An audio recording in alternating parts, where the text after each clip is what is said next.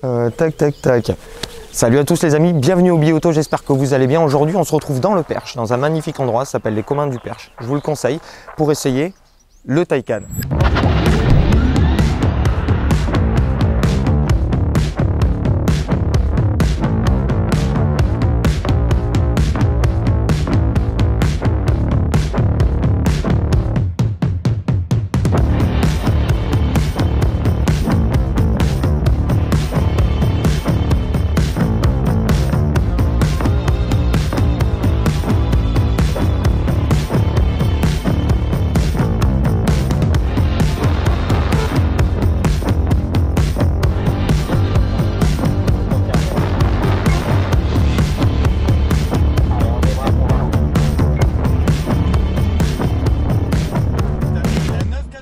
Porsche Taycan, alors c'est un Taycan dans la nomenclature, effectivement ça veut dire petit cheval fougueux dans une langue orientale qu'on ne connaît pas trop. Voilà, je vous le présente, donc l'incursion moderne de Porsche dans le domaine du véhicule 100% électrique. C'est une berline, une grande berline, 4,96 m de long, 1,96 m de large, mais seulement 1,37 m de haut. C'est un petit peu plus haut qu'une 911, mais ça reste, je crois, la plus basse des berlines du marché. En termes de design, on reprend quasiment trait pour trait le design du concept Michoni qui a été présenté à Francfort en 2015 et 4 ans plus tard, la version entièrement de série. Et là, on voit aussi plusieurs, alors sur la version de série, les rétros, les portes antagonistes ont disparu. On est sur quelque chose d'un petit peu plus concret. On a aussi les jantes ici, qui s'appellent les jantes Michoni d'ailleurs, qui reprennent le design et puis le cerclage autour de ce qu'on a pu voir sur le concept. On a des feux assez fins à l'avant avec la signature 4 LED qui est caractéristique et des volets ici actifs pour l'aéro, pour favoriser le CX qui atteint 0,22 une fois qu'ils sont tout fermés, ou l'appui ou le refroidissement des freins. Les freins, on est ici en céramique ou sur du frein acier pelliculé en tungstène pour réduire la poussière. Et les freins céramiques, on a du 10 pistons. Et sur le côté, on a vraiment un vrai aspect Porsche. On a des ailes très galbées. Le fait de ne pas avoir de moteur ici thermique permet aux ingénieurs de Porsche de faire un capot plongeant un petit peu type 911. On a des ailes larges, un profil large avec une ligne de fuite très importante qui, on a quasiment des ailes de 911, hein. On reconnaît vraiment, c'est une Porsche et on ne peut pas faire autrement que de le reconnaître, c'est une Porsche. Et à l'arrière, on a quelque chose de caractéristique maintenant, on a ce bandeau ici qui s'allume, c'est les feux un petit peu comme la dernière 911 type 992. Et alors on m'a fait remarquer hier soir pendant la conférence de presse un petit détail très cool. En fait, on a une espèce de faux circuit imprimé derrière. Porsche a poussé le détail derrière l'inscription Porsche en vert ici. On a une sorte de circuit imprimé, c'est vraiment très cool. Petite référence effectivement à cette Porsche full électrique. Avant de prendre la route, vite fait, je vous explique les versions qu'on a de cette voiture. On a 4S avec une batterie un petit peu moindre. On a 4S avec la batterie de 93,4 kWh, turbo et turbo S. Clairement, on va aller de, je crois que c'est 430 à 761 chevaux avec l'overboost pour la turbo S. C'est juste une dinguerie. 4 roues motrices, évidemment, tout est géré indépendamment par des calculateurs. C'est juste fou et on va en parler. D'ailleurs, hier, on a fait un petit tour sur circuit et on a pu se rendre compte que c'est absolument bluffant en termes d'accélération, en termes de répétitivité, de la performance en fait. On a fait des dizaines et des dizaines de launch control de suite.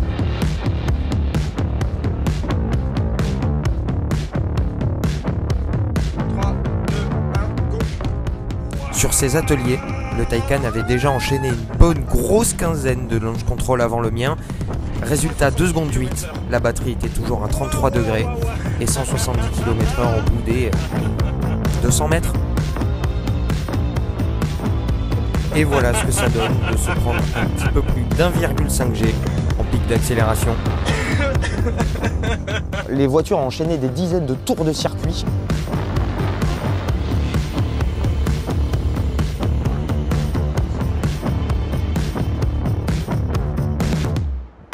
Et on enchaîne avec un tour embarqué en mode Sport Plus derrière un pilote pro au volant d'une 992 4S. C'est cadeau, c'est pour moi.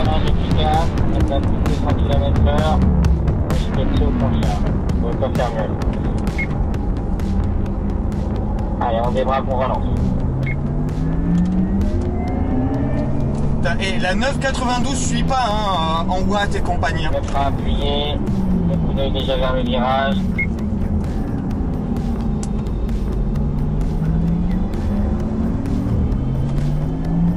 Allez, on garde un filet de gaz en enchaînement, très bien.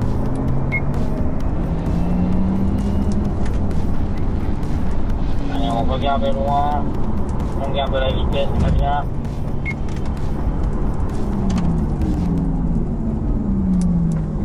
On enroule bien, on vient bien mordre la corde à l'intérieur. C'est une boucherie. C'est bien ce que tu fais. C'est une boucherie. Je suis à 20% des capacités de la bagnole. L'instructeur devant moi est pied au plancher avec la 992. Et j'ai même pas l'impression de me fatiguer moi et de fatiguer la voiture. C'est fou. On prend une dernière fois le virage des stands, une dernière accélération, puis on fera un tour de rentrée en refroidissement. Et ouais, il faut déjà faire le cooling. C'est dommage. J'aurais pu en faire 200 des tours. Je pense que la voiture Alors, aussi. accélère une dernière fois pied au plancher. Oh là là là là là là là là là là là là, qu'est-ce que ça roule fort. 175 km/h quand je reviens sur le cul de la 992. Ah, très bien, hein. Je ne connais pas le circuit, mais pas d'erreur de trajectoire, t'as parfaitement suivi là. Et on se rend compte que c'est une Porsche, c'est une vraie Porsche, il y a des performances de Porsche et il y a une tenue de route de Porsche. On a clairement l'impression de conduire une 992 avec 2 fois plus de puissance et 2 fois plus de couple. C'est juste extraordinaire et vraiment moi j'ai été bluffé hier sur le circuit, quel que soit le mode, mais alors avec le mode Sport Plus, les suspensions verrouillées, c'est une sportive, c'est pas une Porsche électrique, c'est une vraie Porsche, c'est une vraie sportive. Et là, il n'y a plus de comparaison avec Tesla, il n'y a plus de comparaison avec n'importe quelle voiture électrique du marché. C'est la première voiture réellement sportive, 100% électrique. Et là, bravo Porsche. Maintenant, on va passer sur la route et ce qui nous intéresse, c'est comment ça se conduit sur la route au quotidien, tous les jours. Parce qu'on n'est pas loin, on n'est vraiment pas loin de trouver le daily driver parfait. Suivez-moi sur la route, on se passe. Premier modèle électrique de grande série avec un réseau en 800 volts, ce qui lui donne entre 380 et 450 km d'autonomie selon les versions, une capacité à recharger de 5 à 80% en moins de 25 minutes sur les bornes très rapides type Ionity. On va pas se le cacher, le terrain de prédilection de ce Taycan, ça reste quand même la route.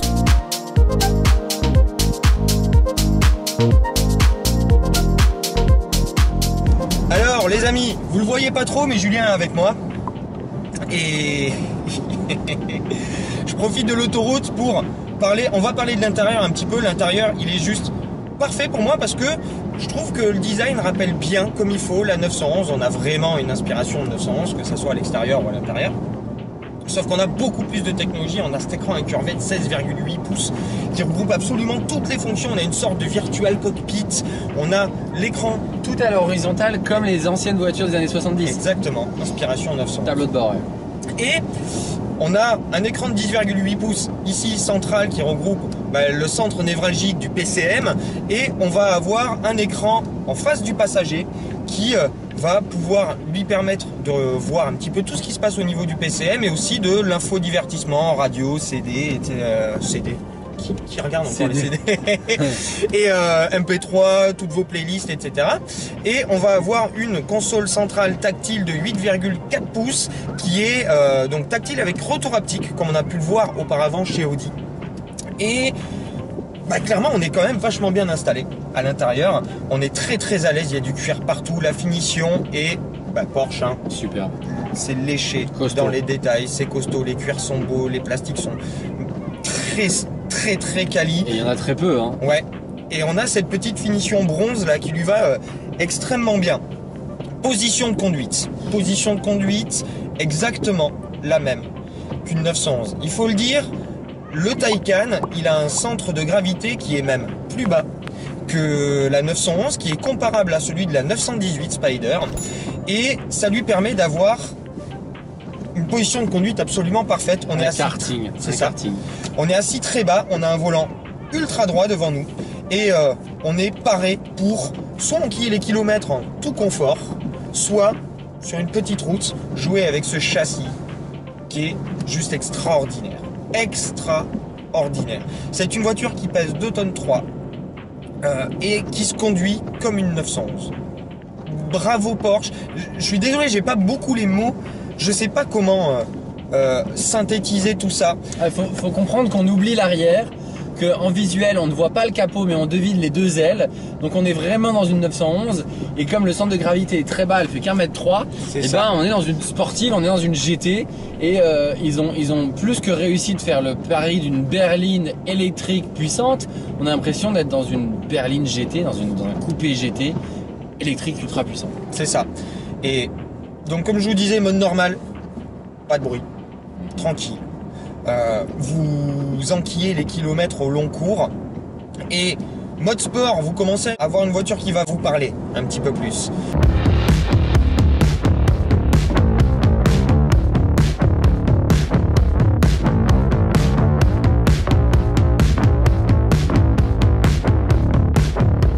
Vous commencez à avoir les pneus au bout des doigts. Vous commencez à avoir les moteurs électriques au bout du pied, vraiment avec cette réactivité et cette information que vous donne la voiture sur absolument tout ce qui se passe autour de la voiture et sous la voiture. Et ensuite, vous arrivez soit sur circuit, soit sur une petite route qui tourne, etc. Vous vous mettez en Sport Plus et vous avez tout d'un coup, Porsche a réussi à amplifier le bruit des moteurs électriques. C'est pas un bruit complètement fake qu'ils ont rajouté. Ils ont amplifié le bruit des moteurs électriques qui donne un bruit du futur. On aime ou on n'aime pas. C'est le turfu. J'aimais pas trop au début. Mais je l'ai calé. Au final, ouais, c'est le turfu. J'aimais pas trop au début ce bruit, mais finalement ça le fait bien, on s'y fait bien.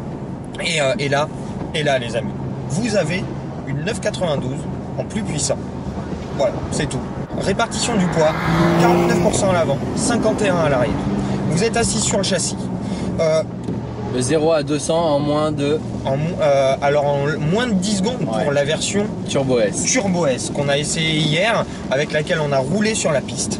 On a pu faire des tours de piste avec et c'était juste incroyable parce que la 992 qu'il y avait devant nous, conduite par un pilote pro, avait du mal déjà à tenir dans les lignes droites, mais même on pouvait tenir le rythme extrêmement soutenu qu'il a imprimé sur les 2 derniers tours sans forcer avec le Taycan.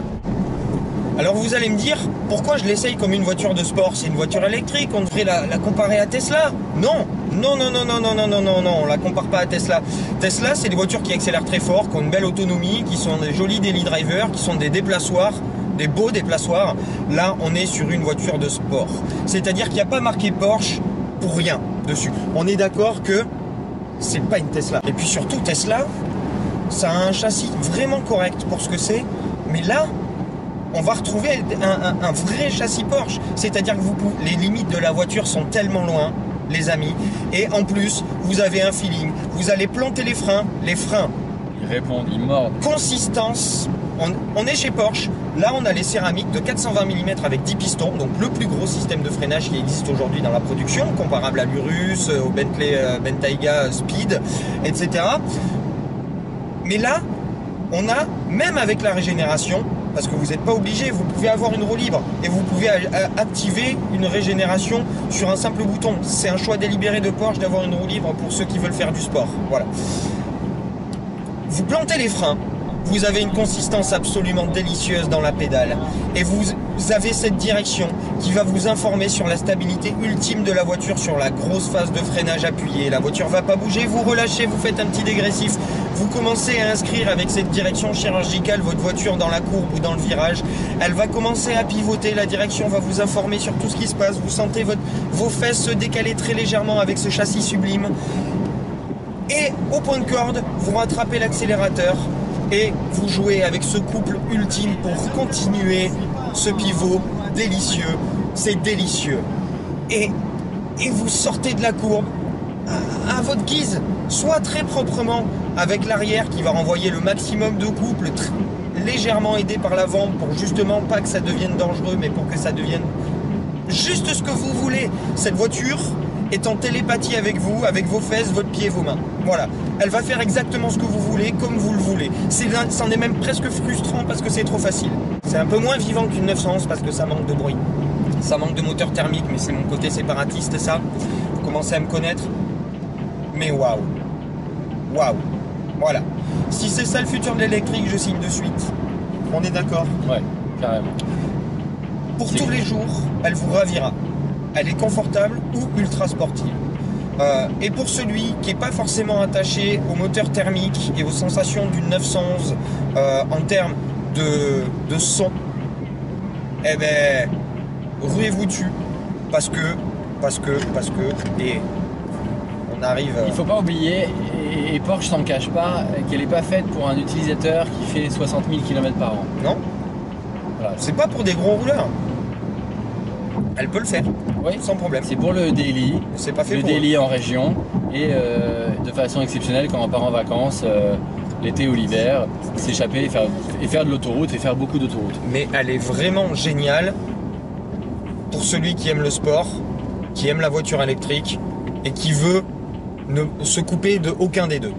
Et vous voyez, sur la fin de ce commentaire, on arrive à un péage et bon, allez, je vais mettre en mode sport parce qu'en sport plus, c'est un peu plus compliqué en termes de grip. Il y a quand même 1050 Nm à faire passer sur la Turbo S et 850 sur la Turbo tout court. Alors, on sort du truc et attention, vous êtes prêts? C'est parti. Et là, pas une perte de puissance, elle passe le deuxième rapport, la boîte a 2 rapports. Et alors tout le monde au péage nous a vu partir comme... S'envoler, en silence. On s'est envolé en silence. Et oui, on n'avait pas parlé de la boîte de vitesse à 2 rapports. Il y a 2 rapports, un pour arracher la voiture, qui est très court, qui va vous permettre d'avoir des performances de ouf. 2 secondes 8, il faudrait que je prenne les chronos parce que sur les launch hier, je suis sûr qu'on a fait moins de 0 à 100, moins de 10 secondes sur la Turbo S, de 0 à 200, ce qui est juste énorme, c'est des pertes de supercar. Et sur la Turbo, on est à 11 secondes du 0 à 200. Enfin voilà, 625 chevaux pour la Turbo S, 761 avec l'overboost, 1050 Nm avec l'overboost à 1 tour minute. C'est la folie. Incroyable. Voilà. Merci les amis, désolé de ce commentaire un petit peu décousu. Merci à Julien de m'avoir assisté. Moi je suis accessoire là. Et voilà. Pourquoi j'en parle pas comme une voiture électrique? Pourquoi j'en parle comme une voiture de sport? Parce qu'elle sait faire tout ce que sait faire aujourd'hui une voiture électrique, mais c'est la seule qui sait faire aussi ce que sait très bien faire la meilleure voiture de sport du monde, la Porsche 911. Voilà. Vous vouliez une Porsche 911 électrique? Pas besoin, elle est là. Taycan, allez-y, vous avez 2 portes en plus, 425 litres de coffre, une finition de dingue, la techno de demain, c'est le turfu. Là, on a la tête dans le futur avec cette voiture. Merci pour ton expression, Julien. J'espère que vous avez apprécié tout ça. Maintenant, on arrive à la borne Ionity. Il nous reste 54 km d'autonomie. On va pouvoir recharger 80% en 22 minutes parce que le Ionity va délivrer énormément de watts. Il y a 2 prises de recharge sur le Taycan. Celle de gauche avec une prise type 2 et celle de droite avec une prise type 2 et combo pour pouvoir recharger sur n'importe quelle borne. Et on va repartir déjeuner parce qu'il commence à creuser. A plus tard les amis. Ciao. Ouais. Alors non mais je pense que je vais rester en statique. Le cadre ça donne quoi? Putain je vais me mettre dessus.